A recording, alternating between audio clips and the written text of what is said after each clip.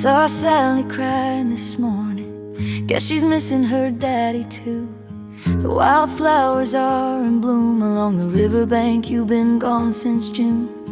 I planted tulips near that white picket fence you built so lovingly just to make me happy. Oh, Jake, my darling, I missed you so much since you passed away. Rover's kennel sits empty now. The good cattle dog you loved so much passed not long after you. Guess he missed you too.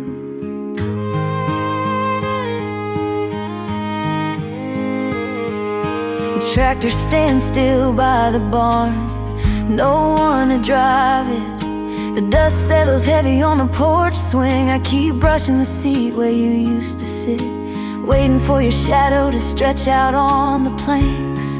It's a useless habit, I know it is, but the knowing doesn't stop the waiting. I still wear that denim shirt you left draped over the chair.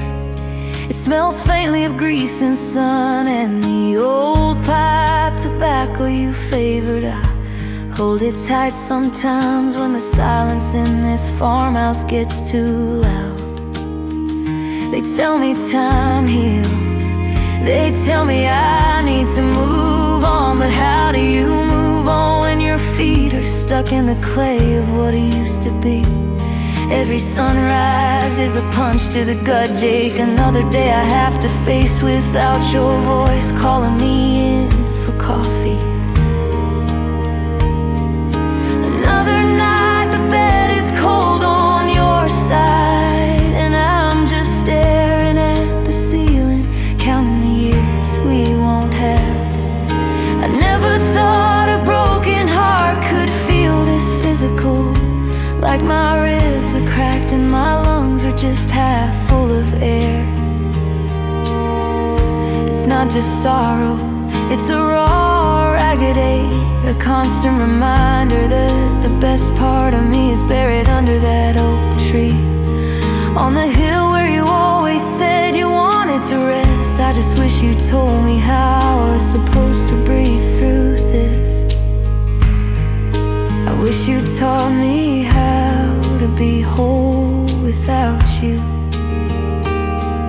I wish I could stop crying these tears for Jake. I walk the fields every evening, tracing the paths we used to take, remembering the way your hand fit perfectly in mine. Rough, callous skin, and oh, I hear the echo of your laughter when the wind catches the chimes you hung up last spring.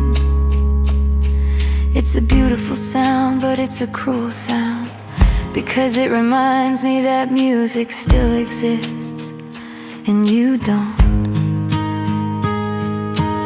I saw Becky down at the market. She asked me how I was coping. I smiled and said, oh, just fine, and bought a few peaches. She didn't see the way my knuckles were white clutching that grocery list, or how I had to lean against the truck just to keep the world from spinning out of control. I'm so tired of being brave for the neighbors, Jake. I'm tired of pretending that this house isn't hollowed out. I went up to the attic yesterday, opened that cedar chest, pulled out the baby blanket we brought Sally home in, and the cheap silver locket you gave me when we were just kids. I held it all, hoping some memory would jump out and grab me, something solid I could hold on to besides this endless absence. But the past is just us two, Jake. Sometimes I get angry, I look at the sky and scream at the unfairness of it all, that a good man like you, who works sun up to sundown for his family, is just gone like a whisper swallowed by the summer heat. And then the guilt crashes over me, heavy as a sudden storm, for wasting even 1 second of the precious time we had, fighting or worrying over nothing.